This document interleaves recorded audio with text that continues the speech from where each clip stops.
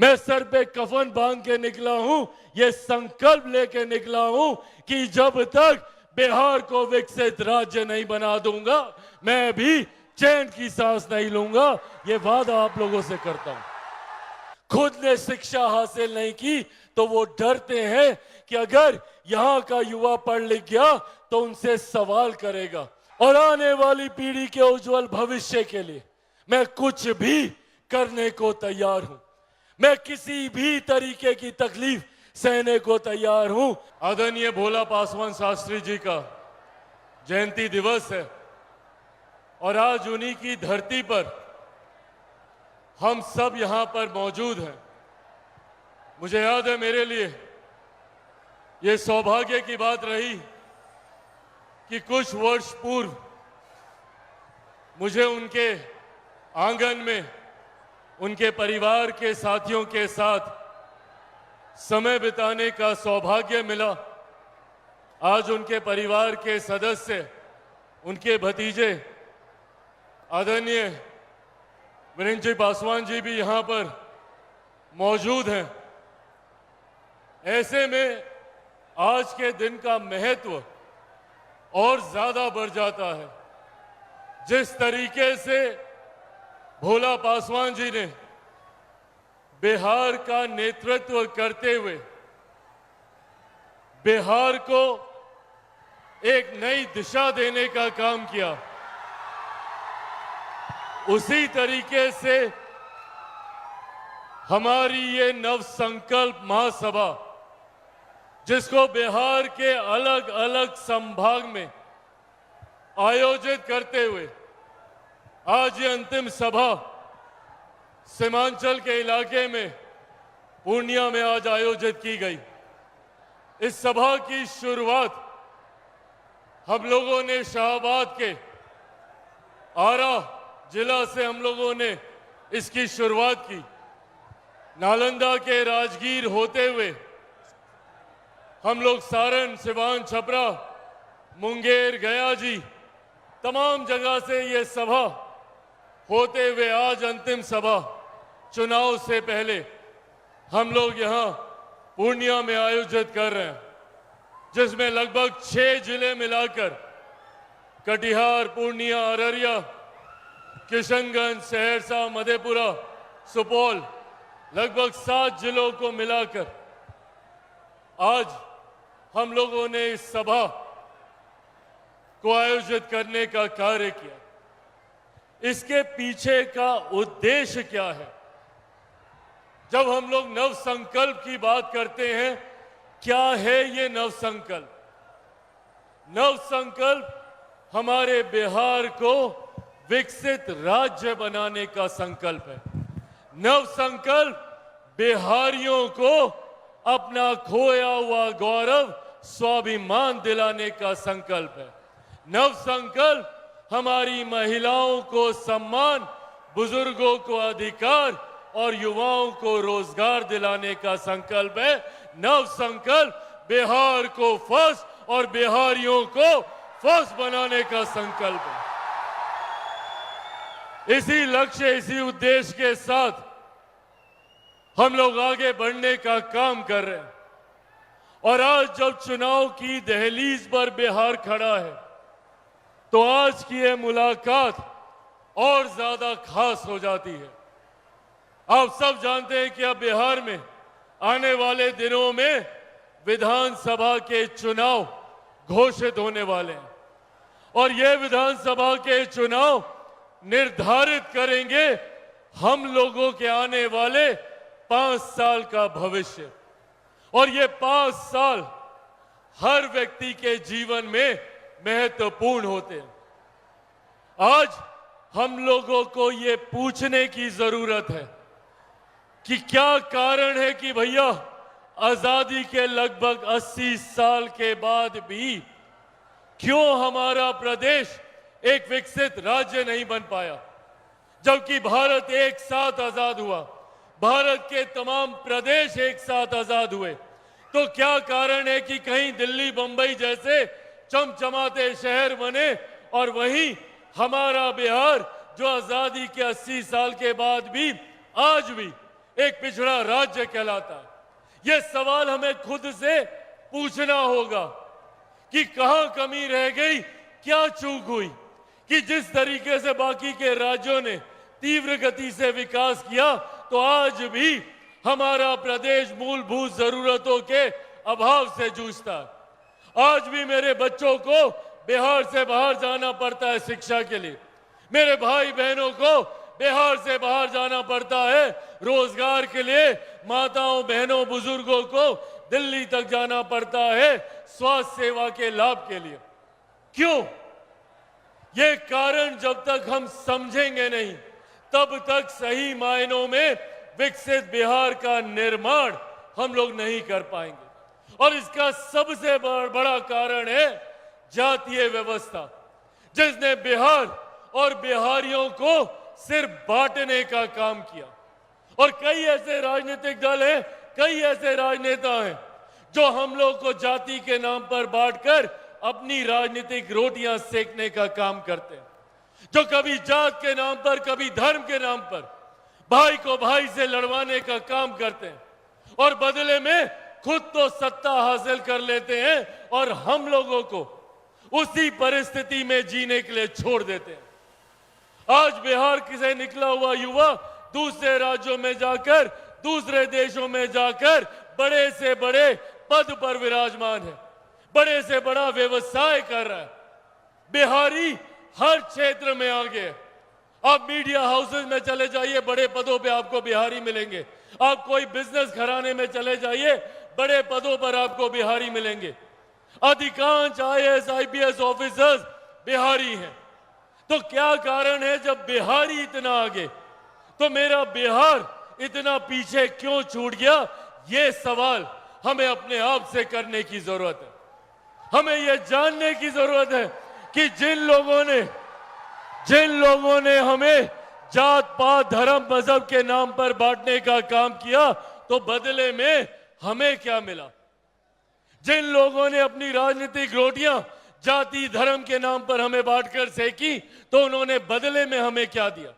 आज कई ऐसे राजनीतिक दल हैं, राजद जैसी पार्टी, जो सीने पे तमगे की तरह एमवाई समीकरण को लेकर चलती है। क्या है उनका ये एमवाई समीकरण? हम लोगों को धर्म के नाम पर बांटना और जाति के नाम पर बांटना, ये है उनका एमवाई समीकरण। आपने बांटा, हम बटे भी। 15 साल 90 का पूरा दशक दे दिया, एक पूरी पीढ़ी हम लोगों की चली गई आप पर विश्वास करते हुए, पर बदले में हमें क्या मिला? एम को क्या मिल गया, वाई को क्या मिल गया? आज सब उसी बदहाल परिस्थिति में है। इसीलिए साथियों, आज आग्रह करने आया हूं, जरूरत है हमें एकजुट होने की, हमें एकत्रित होने की। हमें इस बात को समझने की जरूरत है कि जिन लोगों ने हमें बांटा, उन्होंने अपना घर तो सजा लिया, पर हम लोगों को उसी बदहाली में जीने के लिए छोड़ दिया। आज की तारीख में मैं भी एक एमवाई समीकरण के साथ आगे बढ़ने का काम कर रहा हूं, पर मेरे एम में महिलाएं हैं, जो कि हमारे देश की ही नहीं दुनिया की आधी आबादी है। मेरे वाई में युवा है, जो हमारे देश की, हमारे प्रदेश की सबसे बड़ी आबादी है। और मैं आग्रह करूंगा अपने तमाम युवा साथियों से कि पहचानिए अपनी ताकत को, पहचानिए अपनी ताकत को। 65% युवा बिहार में ऐसा है जिसकी आयु 35 वर्ष से कम है। अगर हम युवा एकजुट हो जाएं, एकत्रित हो जाएं, तो बिहार को विकसित राज्य बनाने से कोई नहीं रोक सकता।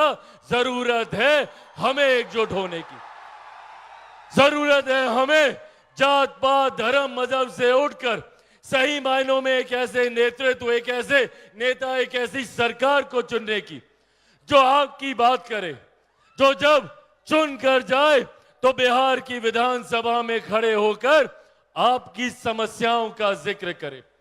और इसी सोच के साथ हम लोगों ने बिहार फर्स्ट, बिहारी फर्स्ट की सोच को तैयार किया। और मैंने सालों दिए हैं बिहार फर्स्ट, बिहारी फर्स्ट को तैयार करने के लिए। बिहार फर्स्ट, बिहारी फर्स्ट बिहार की हर समस्या का समाधान है।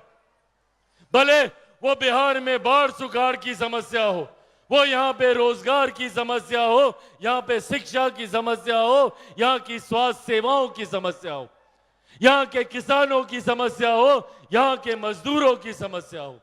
आज हम लोगों ने बिहार फर्स्ट, बिहारी फर्स्ट के माध्यम से सिर्फ समस्याओं का जिक्र नहीं, उसके समाधान पे हम लोगों ने काम करने का कार्य किया।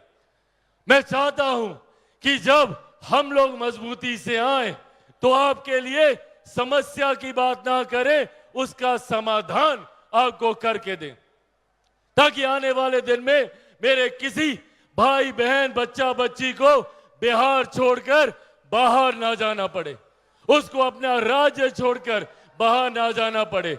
आपको अपने राज्य में, अपने जिले में, संभवतः अपनी प्रखंड, अपनी पंचायत में आपको रोजगार के अवसर मिले, इस सोच के साथ चिराग पासवान आगे बढ़ने का काम कर रहा है। साथियों, मैं एक ऐसे परिवार से आता हूं जिन्होंने अपना पूरा जीवन बिहार बिहारियों के लिए समर्पित करने का कार्य किया। मेरे नेता, मेरे पिता आदरणीय रामविलास पासवान जी ने, उनसे जितना बन पड़ा उन्होंने बिहार और बिहारियों के लिए करने का काम किया। पर मैं जानता हूं कि अभी भी उनके सपने अधूरे हैं, अभी भी उनके कई कार्य अधूरे हैं। ऐसे में उनके सपनों को पूरा करने के सोच के साथ निकला हूं। यहां पे मौजूद हर बुजुर्ग जिसने बिहार को विकसित राज्य बनने की सोच रखी, उनके सपनों को पूरा करने निकला हूं। हमारी पिछली पीढ़ी ने बहुत संघर्ष किया, अब जरूरत है इस संघर्ष पर पूर्ण विराम लगाने की। अनंत संभावनाएं हैं हमारे प्रदेश में, अनंत संभावनाएं हैं। हमारा प्रदेश, अगर हम सब मिलकर एकजुट होकर अगर हम लोग कार्य करें तो हमारे देश का सबसे विकसित राज्य हमारा प्रदेश बन सकता है। इतनी क्षमता है हमारे राज्य में। पर दिक्कत यहां पर सिर्फ जात पात धर्म मजहब पर लोग काम करते हैं, विकास पर कोई काम नहीं करता। इसीलिए साथियों, आज यहां आग्रह करने आया हूं। मैं सर पे कफन बांध के निकला हूं, ये संकल्प लेके निकला हूं कि जब तक बिहार को विकसित राज्य नहीं बना दूंगा, मैं भी चैन की सांस नहीं लूंगा। ये वादा आप लोगों से करता हूं। और इसके लिए राह में कितनी तकलीफें क्यों ना आए, मैं सब झेलने को तैयार हूं। आज चिराग पासवान से जितने विपक्षी दल हैं वो बैर क्यों रखते हैं? क्यों चिराग पासवान को समाप्त करना चाहते हैं?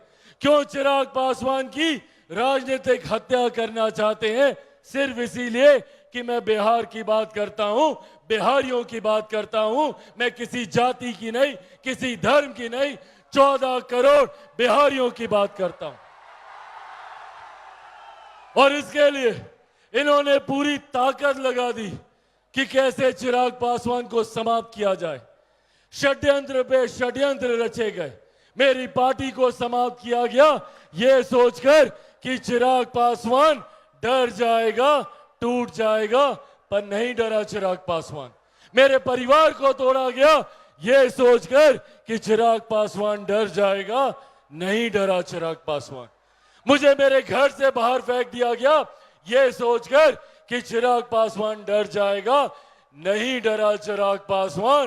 क्योंकि जो लोग ये सोचते हैं कि इन बातों से चिराग पासवान डर जाएगा, वो भूल जाते हैं कि चिराग पासवान शेर का बेटा है, रामविलास पासवान का बेटा है। और मैं जानता हूं कि संभवतः आने वाले दिनों में और कई यातनाएं मुझे झेलनी पड़ेंगी, और कई तरीके की प्रताड़नाएं मुझे झेलनी पड़ेंगी। क्यों? क्योंकि मैं बिहार को विकसित राज्य बनाने की सोच के साथ निकला हूं। कई राजनीतिक दल ऐसे हैं जो नहीं चाहते कि हमारे युवा पढ़ लिख जाएं। क्यों? क्योंकि उनको खुद को डर लगता है। खुद ने शिक्षा हासिल नहीं की तो वो डरते हैं कि अगर यहां का युवा पढ़ लिख गया तो उनसे सवाल करेगा, उनसे अपने हक अधिकार की मांग करेगा। इस बात से डरते हैं। इसीलिए वो चाहते हैं कि यहाँ के युवा बाहर चले जाएं, ताकि घर के बुजुर्गों को जात पात धर्म मजहब में उलझाकर फिर अपने MY समीकरण को ये लोग साधने का काम करें। साथियों, एक ईमानदार सोच, एक ईमानदार लक्ष्य के साथ मैं निकला हूं। मुझे मेरी महत्वाकांक्षाएं मायने नहीं रखती, मायने रखता है तो आपकी तकलीफें। मुझे मेरी चिंता नहीं है तो चिंता है तो मेरे युवा साथियों के भविष्य की, मेरे बच्चों के भविष्य की और आने वाली पीढ़ी के उज्जवल भविष्य के लिए मैं कुछ भी करने को तैयार हूं। मैं किसी भी तरीके की तकलीफ सहने को तैयार हूं।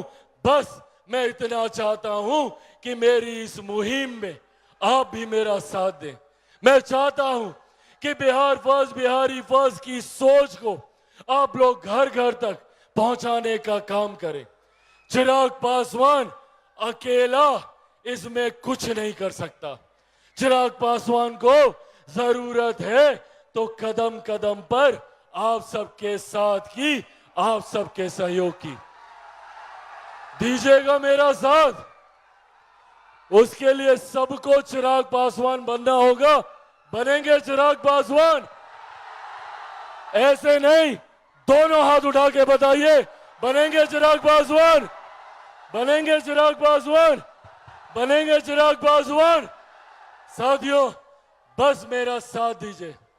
एक ईमानदार सोच के साथ एक विकसित बिहार बनाने के लक्ष्य के साथ निकला हूं। आज मुझे गर्व होता है कि मेरी रगों में एक ऐसे नेता का खून है जो जिस मंत्रालय में गए उन्होंने उस मंत्रालय के माध्यम से बिहार और बिहारियों के लिए जितना कर सकते थे करने का कार्य किया।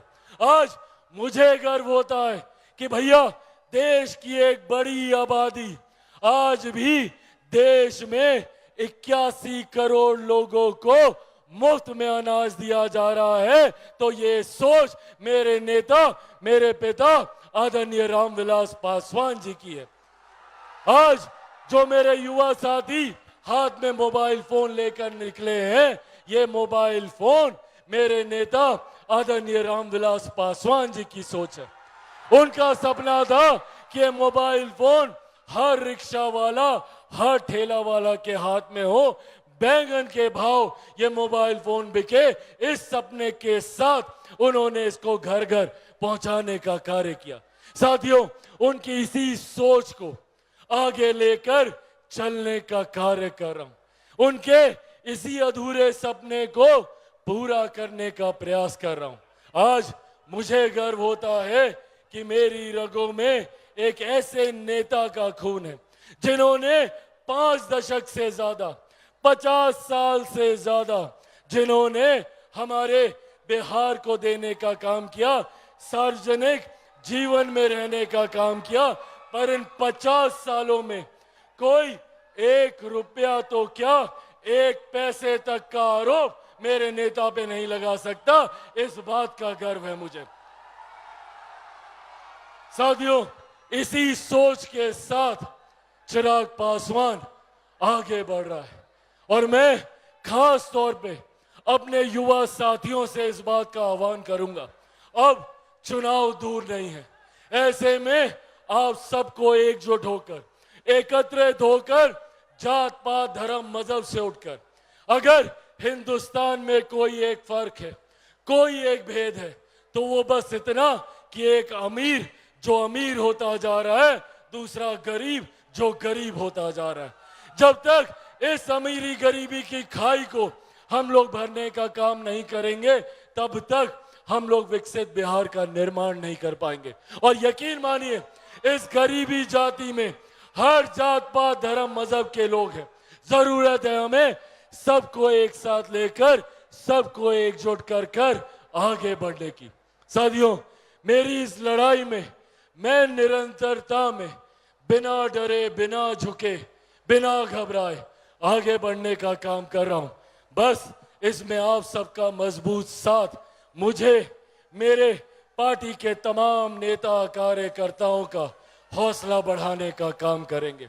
आज मुझे खुशी है इस बात की कि आज मेरे पार्टी के नेता कार्यकर्ताओं की वजह से बिहार फर्स्ट, बिहारी फर्स्ट की सोच बिहार के हर एक गांव, हर एक घर तक पहुंचने का काम कर रही है।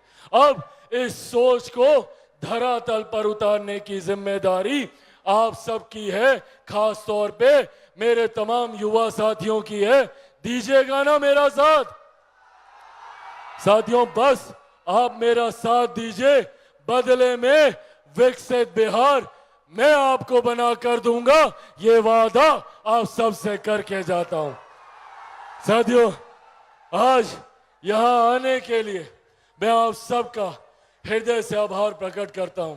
यहां पर मौजूद मेरी पार्टी के तमाम राष्ट्रीय पदाधिकारियों का, यहां पर मौजूद मेरे तमाम सांसद साथियों का, यहां पर मौजूद हमारे तमाम प्रदेश के पदाधिकारियों का, यहां पर मौजूद अलग अलग जिलों से आए हुए तमाम हमारे जिला अध्यक्षों का, यहां पर मौजूद विभिन्न प्रखंडों से आए हुए तमाम हमारे प्रखंड पदाधिकारियों का, हमारे एक एक नेता, एक एक कार्यकर्ता, प्रेस मीडिया के तमाम साथी, यहाँ पे मौजूद तमाम सुरक्षा कर्मी और यहाँ पे बड़ी संख्या में मौजूद मेरी तमाम माताएं, बहनें, बुजुर्ग और मेरे तमाम नौजवान युवा साथियों का एक बार फिर से हृदय से आप सबका आभार करता हूं। बहुत बहुत धन्यवाद। जय हिंद, जय बिहार, लोक जनशक्ति पार्टी रामविलास जिंदाबाद।